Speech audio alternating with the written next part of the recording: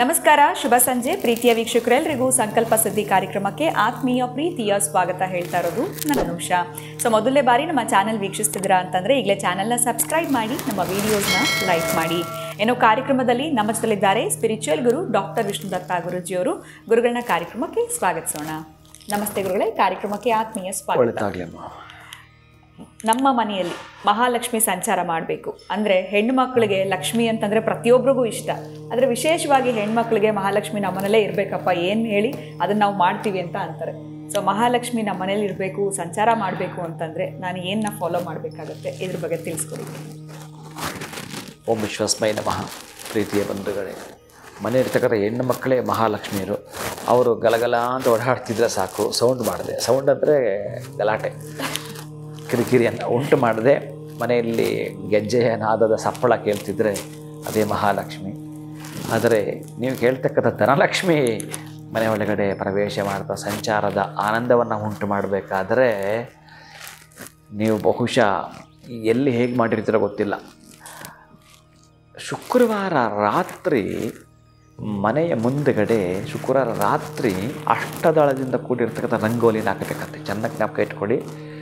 2 ಬಾರಿ ರಾತ್ರಿ ನೀವು ಮಾಡ್ತಕ್ಕಂಥದ್ದು, ಶುಕ್ರವಾರ ರಾತ್ರಿ ರಂಗೋಲಿ ಮತ್ತು ಪೌರ್ಣಮಿ ರಾತ್ರಿ ರಂಗೋಲಿ.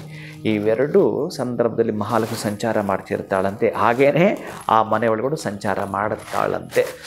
ಇನ್ನು ಮಹಾಲಕ್ಷ್ಮಿನ ಉಳಿಸ್ಕೊಳ್ಳೋದು ಹೇಗೆ ಅಂತಂದರೆ, ಬಂದಿರತಕ್ಕಂಥ ಮಹಾಲಕ್ಷ್ಮಿಯನ್ನು ಒಂದು ಗಾಜಿನ ಬೌಲ್ ಇರ್ತಕ್ಕಂಥದ್ದು, ಆ ಗಾಜಿನ ಬೌಲ್ಗೆ ಉಪ್ಪು ಹಾಕುವಂಥದ್ದು, ಆ ಉಪ್ಪಿನ ಮೇಲೆ ಅರಿಶಿಣದಲ್ಲಿ ಸ್ವಸ್ತಿಕ್ ಚಿಹ್ನೆಯನ್ನು ಬರೆಯುವಂಥದ್ದು. ಏನು ಆ ಕಲ್ಲುಪ್ಪು ಹಾಕಿರ್ತಿರೋ ಆ ಗಾಜಿನ ಬೌಲ್ ಮೇಲೆ, ಬೌಲ್ ಒಳಗಡೆ ಸ್ವಸ್ತಿಕ್ ಚಿಹ್ನೆಯನ್ನು ಬರೆದು ಬಿಟ್ಟು ನಿಮ್ಮ ಮನೆಯ ಈಶಾನ್ಯ ದಿಕ್ಕಿನಲ್ಲಿ ಇದನ್ನಿಡುವಂಥದ್ದು. ಇಷ್ಟೇ ನೀವು ಮಾಡೋದು. 2 ಬಾರಿ ರಂಗೋಲಿ ಹಾಕುವಂಥದ್ದು, ಗಾಜಿನ ಬೌಲಲ್ಲಿ ಏನಿರುತ್ತೋ ಕಲ್ಲುಪ್ಪು ಹಾಕುವಂಥದ್ದು, ಸ್ವಸ್ತಿಕ್ ಚಿಹ್ನೆಯನ್ನು ಬರೆದು ಬಿಟ್ಟು ಅಲ್ಲಿ ಇಡುವಂಥದ್ದು. ಆದರೆ ಇದನ್ನು ತಿಂಗಳಿಗೆ 1 ಬಾರಿ ನೀವು ಚೇಂಜ್ ಮಾಡ್ತಕ್ಕಂಥದ್ದು ಈ ಉಪ್ಪನ್ನು. ಮತ್ತು ನೀವು ಮನೆಯನ್ನು ಒರೆಸಲಿಕ್ಕೆ ಬಳಸ್ತಕ್ಕಂಥದ್ದು.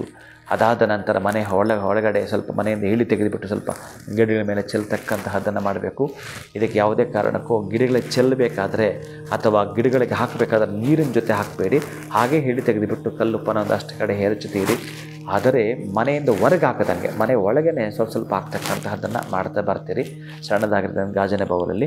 ಮನೆ ಹೊರಸಬೇಕಾದರೆ ಮಾತ್ರ ತಿಂಗಳ ಆದ ನಂತರ ಈ ಉಪ್ಪನ್ನು ಹಾಕಿ, ಇನ್ನು ಅದರ ಮೇಲೆ ಅರಿಶಿನ ಸ್ವಸ್ತಿಕ್ ಚಿಹ್ನೆ ಬರೆದಿರ್ತಕ್ಕಂಥ ಅರಿಶಿನ ಇರುತ್ತೆ, ಆ ಅರಿಶಿಣದ ಜೊತೆಗೆ ಈ ಉಪ್ಪನ್ನು ಹಾಕಿ ಮನೆಯಲ್ಲಿ ಒರೆಸ್ತಕ್ಕಂಥದ್ದನ್ನು ಮಾಡ್ತೀರಿ. ಅತ್ಯಂತ ಶುದ್ಧಿ ಆಗ್ತಕ್ಕಂಥದ್ದು. ಯಾವಾಗ ಈ ಶುದ್ಧಿ ಇರುತ್ತೋ ನಮಗೆ ಸುವಾಸನೆಯ ಕಂಪನಗಳು, ತರಂಗಾಂತರ ಶಕ್ತಿ ಮನೆಯೆಲ್ಲ ಓಡಾಡ್ತಿರುತ್ತೋ ಅದೇ ಮಹಾಲಕ್ಷ್ಮಿ ಓಡಾಡ್ತಿರ್ತಾಳಂತೆ.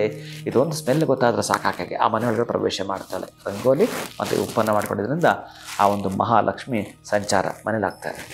ಖಂಡಿತ ಗುರುಗಳಿಗೆ ಭಾಳ ಸಿಂಪಲ್ ಆಗಿರುವಂಥ ರೆಮಿಡಿ. ಇದಕ್ಕೆ ಯಾವುದೇ ರೀತಿಯಾಗಿರುವಂಥ ಖರ್ಚು ಮಾಡುವಂಥ ಅವಶ್ಯಕತೆ ಇಲ್ಲ. ಹೆಣ್ಮಕ್ಳೇ ಮಹಾಲಕ್ಷ್ಮಿ ಅಂತ ತಿಳಿಸಿದ್ರಿ. ಇನ್ನು ನೀವು ತಿಳಿಸಿದಂತಹ ಪದಾರ್ಥಗಳನ್ನ ನಾವು ಮನೆಯಲ್ಲಿ ಬಳಸೋದ್ರಿಂದ ಮಹಾಲಕ್ಷ್ಮಿ ನಮ್ಮ ಮನೆಯಲ್ಲಿ ಸಂಚಾರ ಮಾಡ್ತಾಳೆ ಅಂತ ತಿಳಿಸಿದ್ದೀರಾ. ಬಹಳ ಧನ್ಯವಾದಗಳು. ನಮಸ್ಕಾರ. ಹರೇ ಶ್ರೀನಿವಾಸ.